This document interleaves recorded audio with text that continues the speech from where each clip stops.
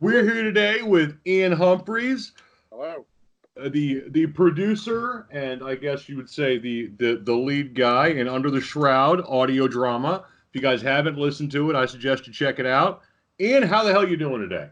Oh, I'm kicking a lot of ass. It's been a good one from start to finish. That's good. Kicking a lot of ass is very good. Yeah. Especially when you're Double my taking word names. count already. What's that? Right, especially when you're taking off. So talk to me about the audio drama, because I know I've had the audio books. I listen to some audio. I'm an avid listener to audio books. Audio drama is a little different, though. It's more of a serial type thing. Yeah, it depends. The whole structure is dependent on ending every episode with something that's finalized, and then it gives the audience a fulfilled sense they got the whole story, but also leaving them wanting more for the next episode, particularly in the binge, the era of the binge, when you're at your best when people listen to 6 or 7 episodes in a row. So I can try see to that. What's that? This is kind of going back to the old 1940s radio dramas. Very Absolutely. similar to that. Which is experiencing Okay. a huge resurgence lately. Already we're starting to see these shows getting picked up for television. Examples include Homecoming, Dear John or something like that. Limetown's been optioned. Night Vale's been optioned. It's becoming this interesting practice method for working with television and movies, because you can see how an audience reacts, direct actors, catch their performance, and get actual statistics as to what works for the audience and what doesn't. That's actually good. So you're getting more of a real time. I mean, especially with the internet nowadays, you can get a lot more instant feedback, instant response. See how your attendance is for each episode, so know what works and what doesn't. That's kind of interesting. Now, how often do these get released? We do one every other week. So our next one's coming out Okay. on Wednesday. And then every other Wednesday from there on in perpetuity. A lot of these shows tend to do, say, a 12, 13 episode season, or some as short as 6. And then they, take a break, get everything together. A lot of times they'll record their whole season ahead of time or write their whole season ahead of time. We've gone with what's actually closer to the modern network TV model, which is a mad panic all week, every week, trying to get it written, recorded, produced, edited together. And it works really well for us, me and my partner, Ed. As a fellow crafter of the written word, I can imagine a 2-week deadline to write an episode is a little nerve-wracking. I would probably be hiding under my desk. Honestly, because they're not terribly long and the world's pretty open and allows for a lot of exploration, the writing of it usually is my favorite part. Like the days when I'm scheduled to sit down and bang out an episode or edit it together or, just do my last notes, those are great. It's the days when I have to record, 3-4 actors in a day, or I've got to, do 6 versions of notes. And my least favorite, when I have to record myself, those are the more stressful days. I could just imagine. I mean, that's got to be like, welcome to the world of Shadow and line, please. Fuck line. I mean, Yep. It's just, I could not imagine that would be any Have fun. Have you ever seen the pictures of the old radio shows? How they used to do it? Pictures. They had like 4 or 5 people in the same room, and they all had their script. They all had the script, and they all their had their parts highlighted. It's not but I have seen some of those pictures, and those the image that always comes to mind is the scene in "Oh Brother, Where Art Thou," when they're recording the song, because it was done in a very similar style. Obviously, probably less radio drama was shot that far off the grid, but or recorded. Right. But yeah, no, it's a trip because everybody's just in there jumping in.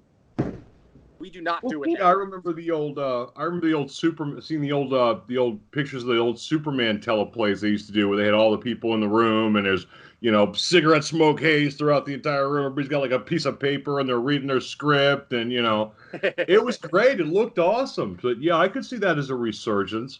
With the video blogs, the blogs, the podcast, all of this stuff is bringing back that kind of radio resurgence. So yeah, I could see that.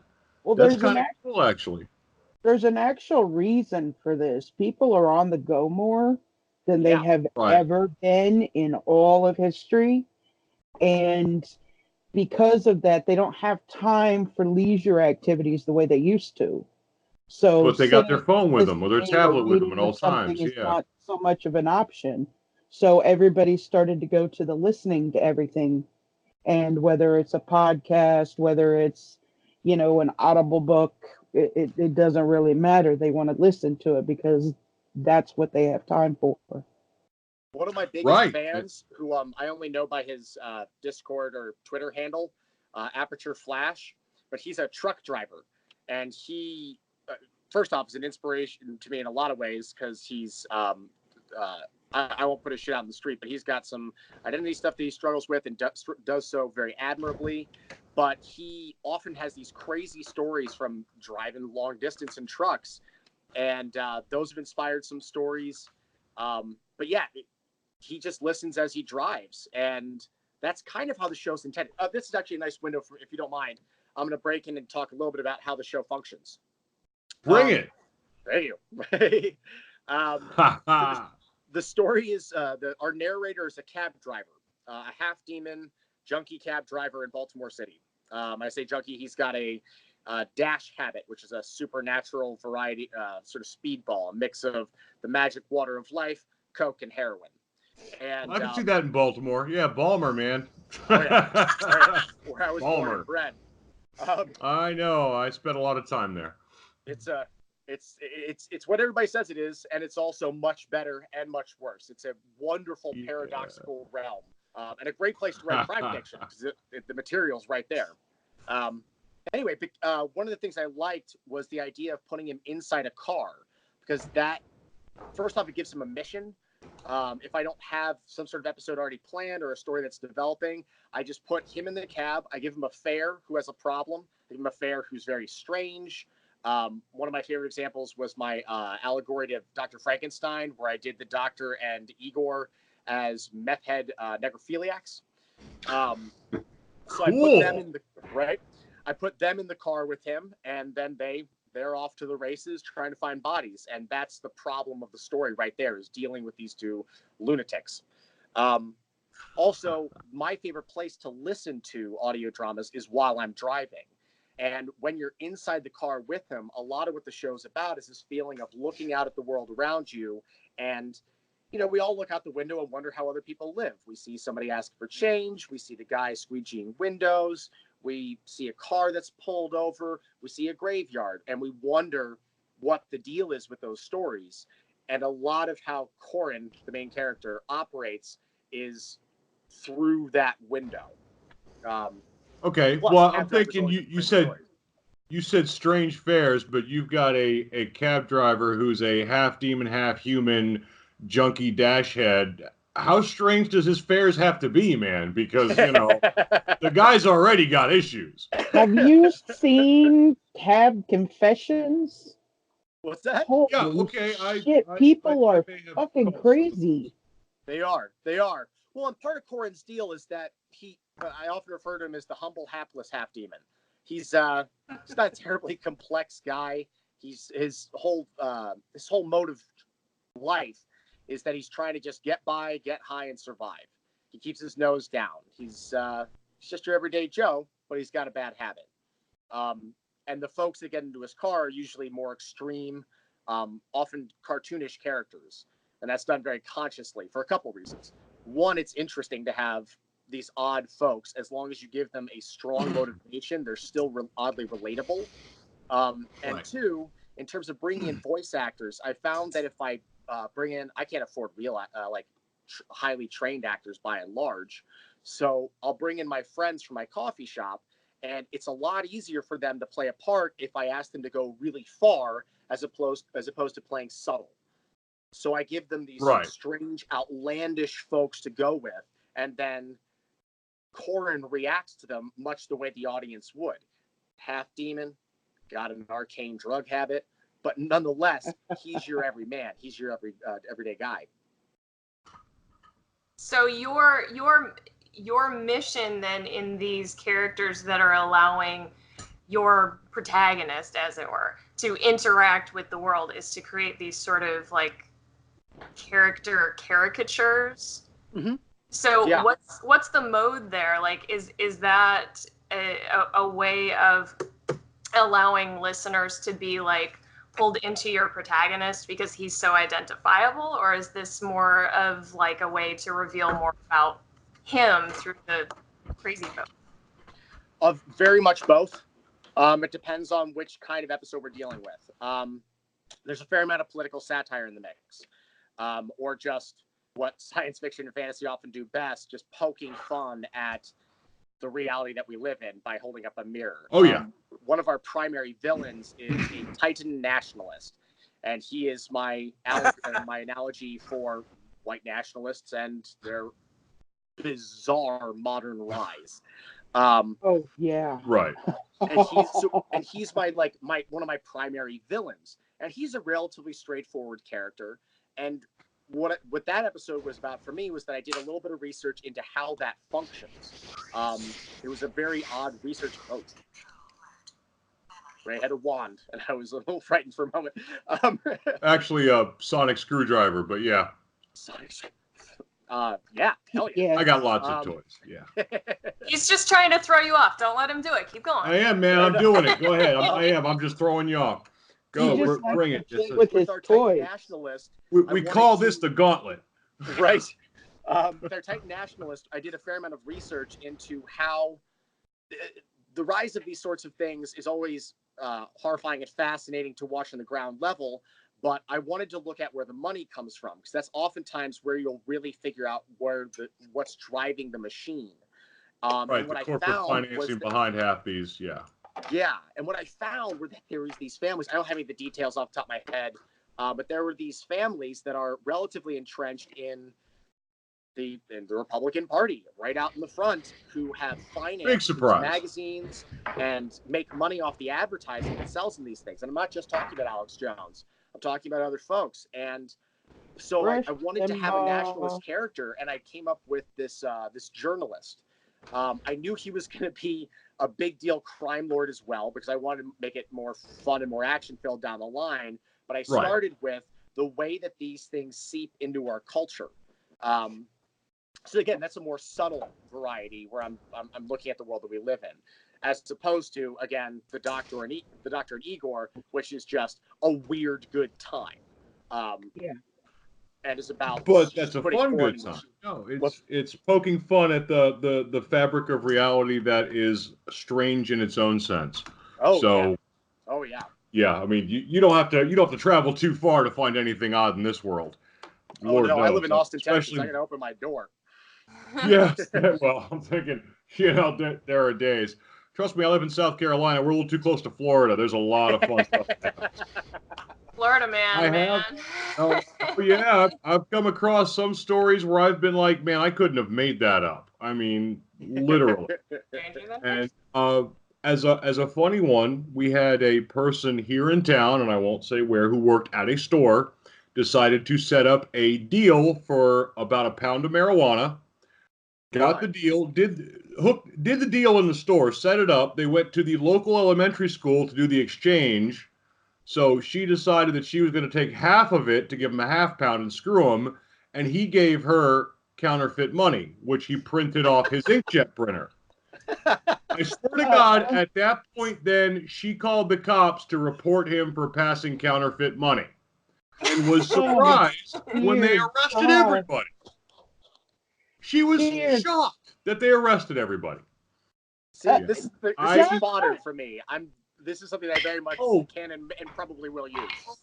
She actually went, if you want to know how it started, the store I work at has a video camera. The whole thing's recorded. You can go get it. Oh my fucking God, people are stupid. I just wanted to sit down with her.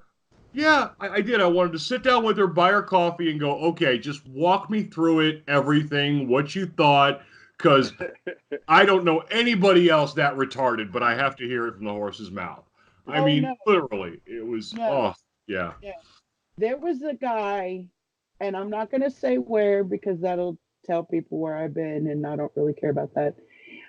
There was a guy that a friend of mine told me because he was there when it happened. Dude bought some pot from another dude. Well, he thought it was pot. He thought it was pot. I like He that. thought it was pot. So he brings it home to smoke some, and he calls over my friend, and he's like, "This stuff doesn't seem right. I don't think is it supposed to taste like this?" And my buddy gets over there, and he's like, "Dude, that's oregano." That's good. He got So he the called the typical classic cops scam. That's funny. You called the because cops? he called the cops because his dealer ripped him off and gave him oregano for $30 instead of the pot that he was supposed to buy.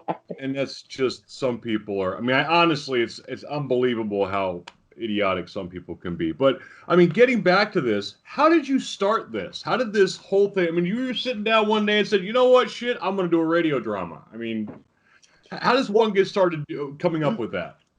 Well, the radio drama specifically was born. I helped out in the stage crew for a staged reading of 12 Angry Men, and in order to do deference to the Awesome. time period, we did it as if it was a Foley play.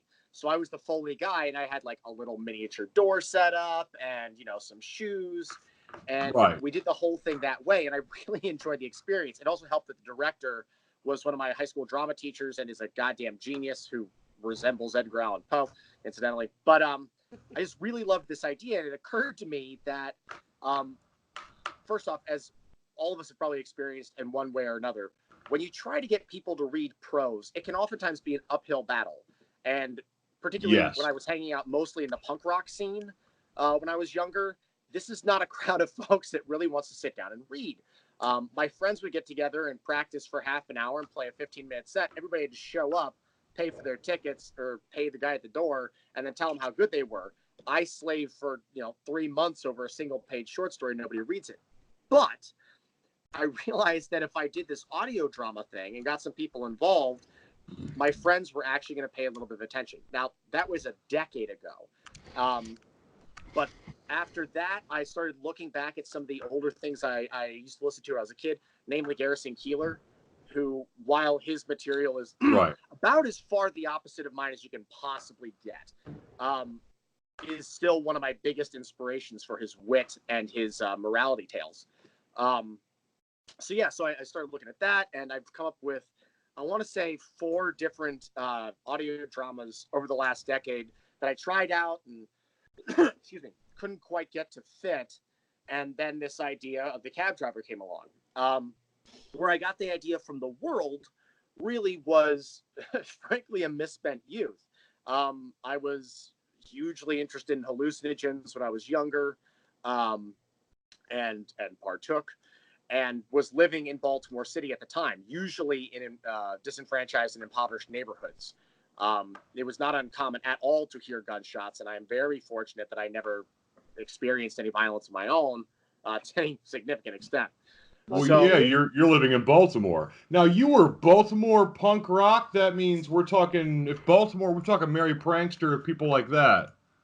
I don't know if we were Ken Kesey status, but we were, most of us fell under the category of crust punk, which meant bathing and yada, yada, yada.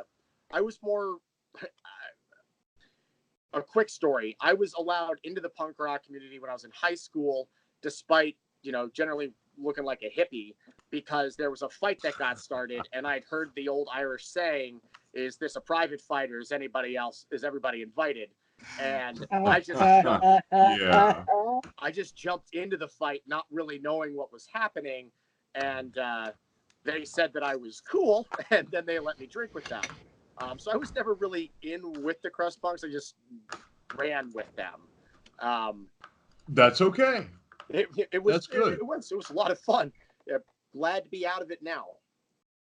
Now you're running. You currently, to get to this point, to this audio drama, you have 4. I don't know if 4 novels. Are they unpublished, published? You wrote 4 books, but didn't know what the status of those were. Unpublished, but you got 4 books hanging around somewhere. That's okay. Oh yeah. No, well, the idea was I am wholly aware that the philosophy is submit, or go the self-publishing route. At that juncture, I had no idea how to work the internet properly in order to self-publish. I didn't have the patience for submitting over and over again, and wasn't very good at. I just wasn't very good at that. It's an But- ego killer. I'll tell you that right now. It's an ego killer. Yeah, it just wasn't for me. And I really admire everybody. I'm by no means naysaying, but it occurred to me that I had these radio drama. I had some experience trying to put together radio dramas. I started listening to them a lot. I would like to think that I've got a charismatic speaking voice, and I'm a classically trained actor from the Baltimore School for the Arts. So, what the hell? Why not put all that shit to work? It turns out I'm actually that works. much better script writer than I am a prose writer anyway. So yeah, so I stuck with that. All of the books, the original intention with the audio drama was to sell these books. So all of them are written in the same universe. They all branch off. Briefly, one of them is called Turnaround Texas and is the first in the Christ Errant trilogy. It's a trilogy of books about the adventures of Jesus, the drunken, jaded private eye who never really actually died, in West Texas, battling witches and a Satanist bounty hunter hipster. But Jesus never has to buy his own alcohol, so it works out nicely. I mean, come on. I kept the wine thing a little bit, but I made him a vodka drinker. And honest to God, I couldn't tell you why, but it just fit for me. And I stuck with it. But okay. Yeah, right. So that he's like, that reality is very much a part of the universe that I write in now. The podcast is mostly set up as prelude to a larger book I wrote called Of Lunatics and Degenerates, which deals with a civil war, a under the shroud civil war happening within Baltimore City. And the podcast is very much designed to lead over 5 years, 5 seasons, whatever, and end with the beginning of that book. Right. So now, have you thought about releasing the? Yeah, have you thought about with the Under the Shroud and getting the people into it? Have you thought about putting out the books as kind of like an addendum to the radio show, or you decided okay? Absolutely, I'm waiting. Frankly, the other problem was that the books weren't quite good enough, which I didn't realize when I would finish them.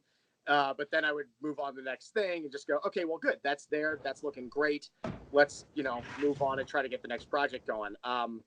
So right now I'm trying to, my sole focus is getting the podcast rolling and up to speed.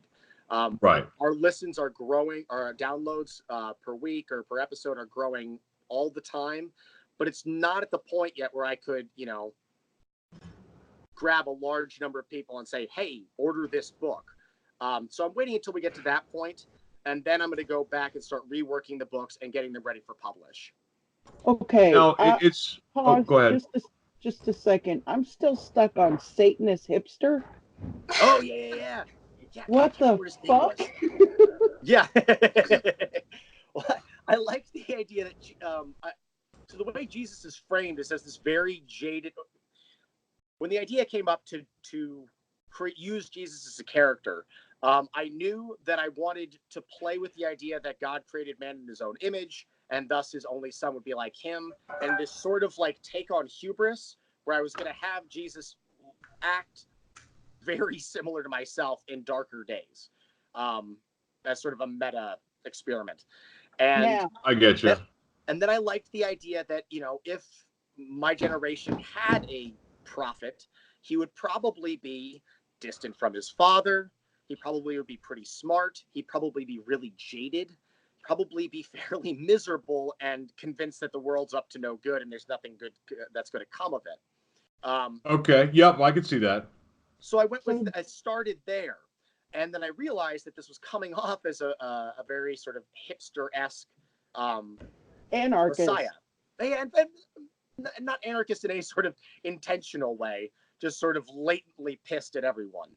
And, I just have this vision of a guy with fucking a romper vaping outside a convenience store with horns on, I mean, that's what, that's kind of the vision. And a man bun. I mean, the horns with the man bun behind it. I was thinking the vest that is far too small and does not cover much midriff, and very, very tight jeans, an extravagant hat, and the ridiculous mustache with maybe some beads or something. He's gotta have the man bun and the vape though. Oh yeah. Man bun. Now here's the big question: is he the only white guy from the Middle East?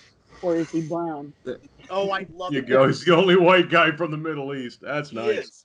And that's one of my favorite jokes in the book, honestly, is that at some point somebody, thinks they're being really clever and comes after him. He's like, dude, there's no way that you look the way you do and are from where you are. And he goes, well, yeah, it scared the shit out of them in Jerusalem too. Nice. That's clever. I like that. Oh, that's great.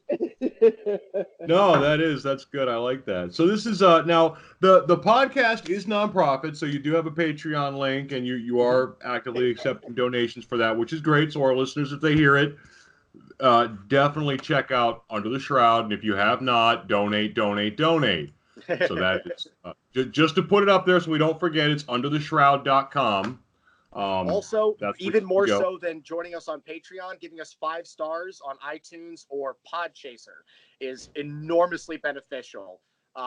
If you can't afford to give money out of your own pocket, I totally understand. You're probably listening to this because you're a writer, and we're all poor. Yeah, I get it. But even just taking a couple seconds to give us 5 stars is the kind of thing that helps other people find the show and helps advertisers down the line sign on to pay me, and that helps a lot. There's another bit of Patreon though, is that you could subscribe to pay $1 a month. Oh yeah,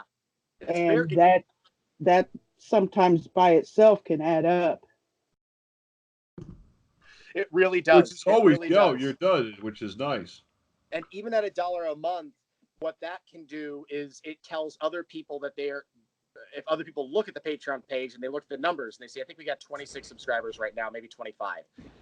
People will look at the page, see, oh, this number of people have found this to be a rewarding experience. I should hop on. So even just $1 a month makes a huge difference. We have some benefits. I also run a separate podcast for Patreon subscribers. It's like a behind the scenes look where I rant and rave and tell what's going on, what the process of the show is like. It's called Weaving the Shroud. We also have a lot of art that you get to see if you get involved. And I'm actually developing a show Bible. I just finished the rough draft of it today. That's more or less an encyclopedia about the universe. So if you ever want to go back and figure out, like, oh, wait, this is super weird, but it's related to this other thing. What exactly happened there? You don't necessarily need to go back and listen to episodes. You're defining it's the canon. A Wikipedia thing. What's that? It's like a Under the Shroud wiki. Exactly. I don't have the technical know-how to set up a wiki myself because, as you guys may recall, Skype was difficult for me to understand. But I do know how to type, and I can post pages online so that we will have that available. And also, it's going to have a little bit of more backstory. For instance, one of the other shows that I'm developing is called the Zodiac Space Pirates, which imagines all of the signs of the Zodiac as, you guessed it, space pirates, who are a family that are constantly at war with each other and are sort of demigod in status. Think Star Wars meets the Venture Brothers. And that's kind of cool. I like that. I like the sound of that. It's a lot of fun. And I've had the origin story. You need midget clowns, though. If you're going to do that, you need a ship full of midget clowns. I'm serious. You do. Don't ask me why, but you really do. Because I just had a vision of midget clowns storming a pirate ship is just awesome. Yeah. You know what's hilarious is there actually is a scene in the pilot I wrote. I wrote a screenplay pilot just in case somebody shows up one day at Netflix and wants to give me money. And the scene where that'd be nice. Wouldn't that be nice? The scene where the twins are sort of flinging each other around in a circle to kick everybody in the nuts. I wrote a scene based on that, using one of my favorite characters, Buttons the Dumb Pirate. A story for another time. I like Buttons the Dumb Pirate. That's a good one. I like that. Does he wear his helmet on sideways? A little bit of drool coming out, He's a goblin corsair and a chaos magician, which basically means the basics of chaos magic are just that the more chaos a goblin causes, the more madness and mayhem, the more likely they are to survive the consequences, they and they alone. And Buttons is the greatest practitioner on Earth, and I just love him. He's one of those characters where you think of him more like an old friend than as a written word. Right. That's funny. That's funny. I like that. No, that's awesome. So where do you see this show going in a couple of years? Do you see yourself continuing, expanding out? You know, Oh, obviously you got absolutely. some actors who are playing it now.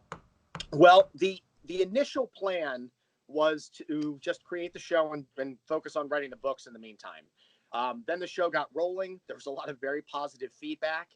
And we decided to, instead of doing, again, like a 12, 13 episode season, we're just going to keep pumping them out as long as we can. We're hoping for 5 years of this show, ending with the Okay. release of Lunatics and Degenerates, from which, riches and glory follow. In the meantime, I've been looking at a lot of how the algorithms work for getting these shows noticed, and I've discovered Right. that if there's a way to sort of beat the system if I release mini series in between, particularly if they're related to the show. So right now, the show Bible that I was just talking about, one of the reasons I started developing is I have a new show called The Harpy that'll probably be coming out early next year. Police procedural, again, set entirely in the Shroud universe, set in Baltimore. A lot of the same actors, a lot of the same characters, but a very different approach to the world, coming from the point of view of the cops rather than the point of view of the crooks. So Gotcha. now the game plan is becoming, because our team enjoys making the show so much, as stressful as it is, to continue doing Under the Shroud in perpetuity, continue the saga of Corin Black, the hapless half demon, and at a couple times a year release a 12 to 13 episode mini series that tells a serialized. Each episode will have its own identity and its own story, but a serialized plot that more or less finishes, and release those Okay. all in a single day.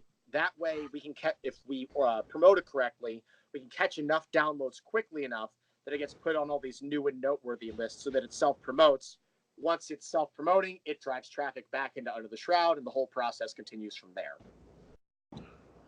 Yes. Look at you. You got the science down on that one. Cool. Yeah, I'm trying. You're basically capitalizing on the television streaming service model of being able to have a show available for you and then just binge the whole thing and not have to wait for next week's thing. Now, you said something right there about it being, serialized and like kind of back from that, like away from this mini-series thing that you're talking about.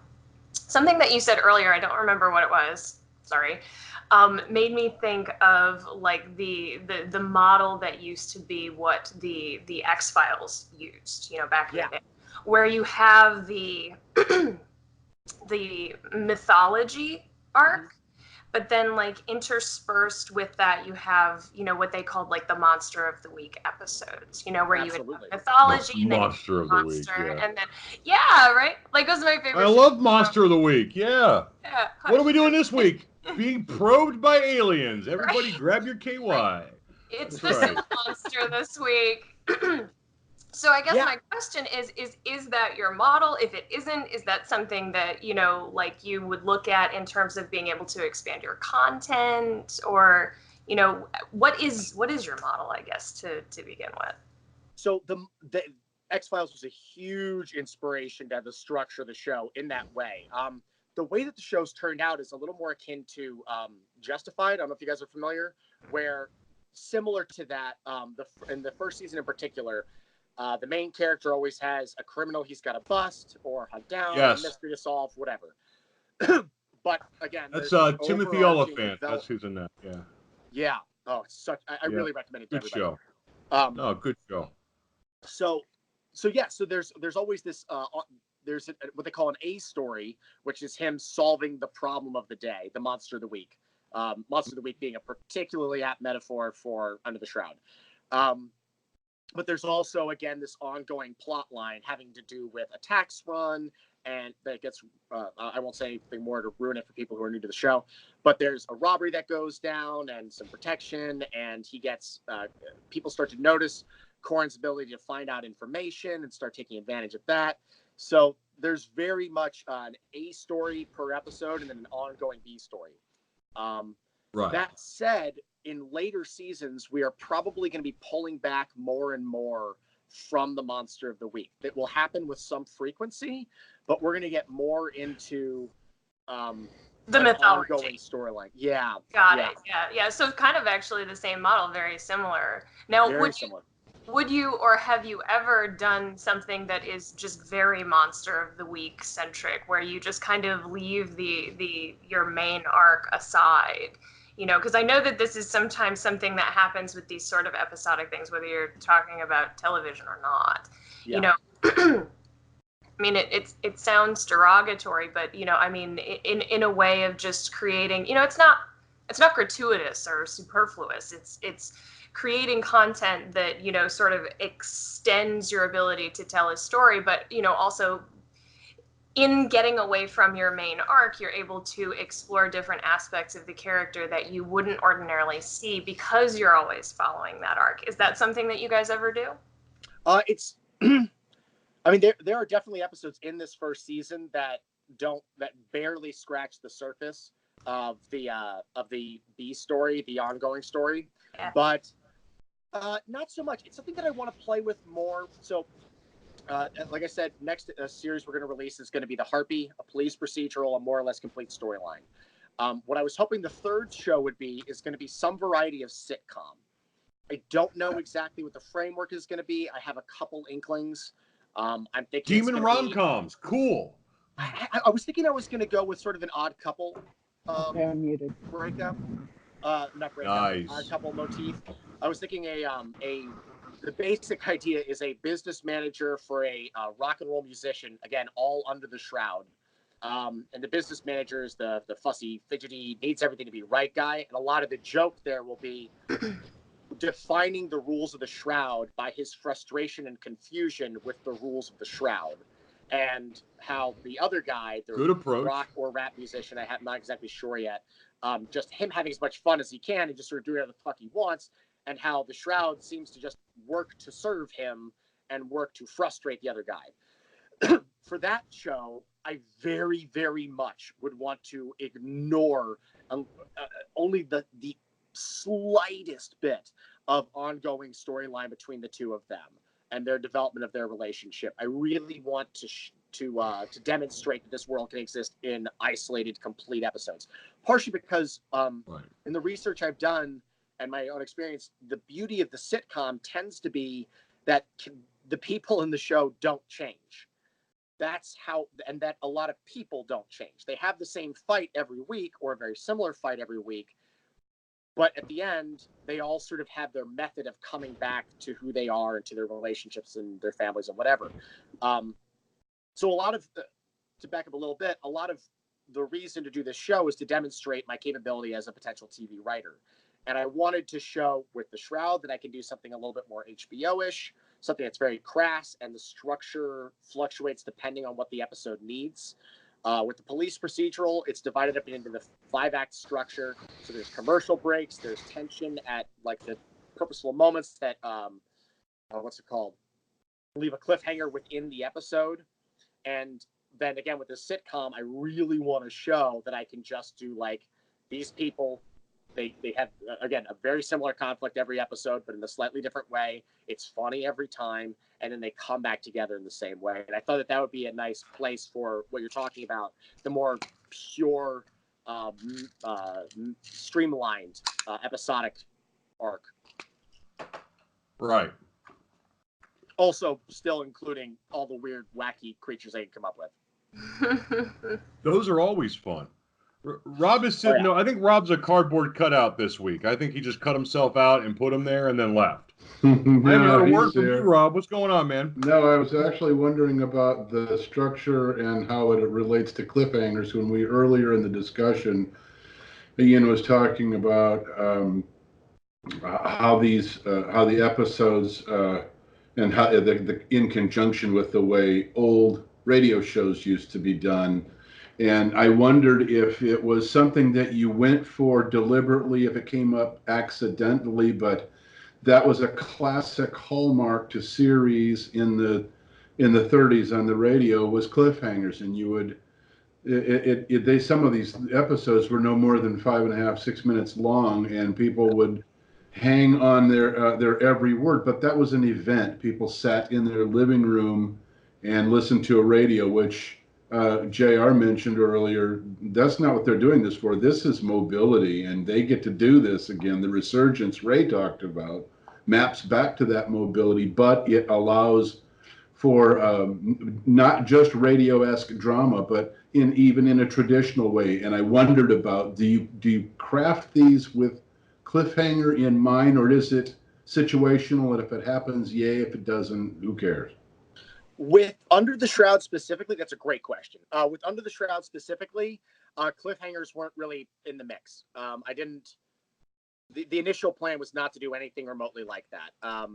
It started to happen more. Our most recent episode ended on a cliffhanger. It was a bit of a two-parter. But with the upcoming shows, I'm working on that more. But I wanted to speak to what you said about the sense of it being an event. And this was something that I just found recently and have been really pleasantly surprised by. One of the great things about the podcast is that it is this performative mode, but there's a lot of love out there on the internet for independent podcasts, because you can have you have the same experience of like a bunch of different characters that you interact with and hear, and they're very present with you. And I'll talk about that more in a second. And then these small communities come up because you can interact with them so directly. I know you guys as independent authors and as authors who aren't Stephen King have experienced this, how wonderful it is to be in touch with a fan. And they have these little communities. I had this wonderful experience where there was a chat page that I forgot to, I just didn't have time to sign on to for about a week and a half. And in that week and a half, we'd released an episode. And when I came back, I discovered pages upon pages of speculation as to what would have happened in the last episode. That's good. That's so much you fun. love that. Yeah. Obviously, it got. So when you get, anytime you get a reader, or in your case, a listener, to internalize and start processing, they're going with you on that journey. You're not talking to them, you're talking with them. That's an amazing feeling. Right, because of the independent nature of it and the small nature of it, and that you can get so close to a super professional product with very little money that's still relatively interactive and performative, they have this sense of being a part of something that I hadn't thought was going to be that much of a thing. And it's really been just this wonderful experience, and been very helpful to me as a writer to see, again, what works and what doesn't. That's really cool. I also, if you guys don't mind, I got another thing I want to sort of jump onto about the nature of audio drama. Please. We still got a couple minutes. Go ahead. So one of the great things about prose, and what makes prose so incredible, is that the relationship between the text and the reader, it requires of the reader a lot of heavy lifting, because they don't see what's going on, they don't hear what's going on, and there's no control over the time. That's one of the reasons why it's fallen off, unfortunately, but also why there's this intense relationship when a book gets made into a movie and everybody says it's not as good. Well, of course it wasn't as good. You didn't have to do any of the work. You didn't put any of yourself into it. You just took it in. And with audio drama, it's become this very easy way to produce a story that doesn't require quite as much, but does still require something. And some of the descriptions I've heard of some of the characters have just been outlandishly wonderful. We had a character many episodes ago called Miss Muriel, who's a pot-smoking, gun-toting church lady and a devout follower of the drunken Christ. And some of the descriptions that people told me of what they thought she looked like were absolutely wonderful, and they had nothing to do with what I had envisioned at all. Right. But they were just so much fun, and it was that relationship between the audience, what they fill in and what I give them, is, I think, is a lot of where the love comes for the shows. Yeah, that's like choose your own That's kinda adventure, cool. right? I mean, come To a on. certain extent, yeah. Yeah. And I will be honest, some of them have influenced the outcome of things. So there has been a small element in the core fan group of me pushing the show in a direction because that's what they liked, and I want to give them what they like. There you go. And it's That's not going to cool. set anybody's budget for me to do so. It's just I just change it up a little bit. That's pretty sweet. It's a lot of fun to do. Do you guys have any questions about audio drama? I've actually got a lot of information about audio drama. I just Anybody have want questions? some chocolate-covered pretzels. Hey, What's that? these are my chocolate covered pretzels. I'm taunting her with them. That's what I'm doing. These are my flips. I hate you. That's right. Because they're nice and salty and chocolatey, and that's right. You see, And he's it's the kind of weird. like it's kind of like playing fetch. You just take chocolate covered pretzels and throw them, and she runs it across the room after them. It's great. I If you're totally would. bored, it's a nice game. Yeah, it really is. Entertains me for chocolate covered- hours. There you go. See, it's just very entertaining. But yeah, no, I've had a lot of questions answered. It's great. So again, the website is undertheshroud.com. They have a Patreon link. So if you can donate, if not, at least sign up and check it out. And you guys are on iTunes and a couple of other sites as well. You're on iTunes. You're on oh God, we're on them too, and I don't even remember the name of the other Spotify, podcast Stitcher, Apple Music, Stitcher. Apple Thank you. Yep, Podcasts. Spotify and Stitcher. Yep. Apple Podcast, Spotify, and Stitcher. So Also, Search Under Podchaser, Shroud. which I recommend everybody check out. It's this new Podchaser, Podchaser, this yes. new site. They're going to be the IMDb of podcasts. It's super cool. Really? Yeah. No. I just signed up today. It was fun because I now have credits for the show in some sort of easy to find place as opposed to my website and if you listen to the end of the episode. That's Very cool. All in all, thank you for coming by Thanks, and talking Ian. to us about Under the Shroud and putting up with us our annoying selves. I appreciate it. I learned a lot You guys about are it. awesome. Definitely All check of it out. Ian's links, all of his info is on our site on a page that is made for him. I also And regularly it's- do postings on Twitter at Fictional Ian, where I just post fun little facts about the Shroud universe. I'm trying to think of an example. A lot of them involve Jesus' relationship with Genghis Khan. Okay, that'll be Makes total interesting. sense. Yeah. I know, makes total sense. All right.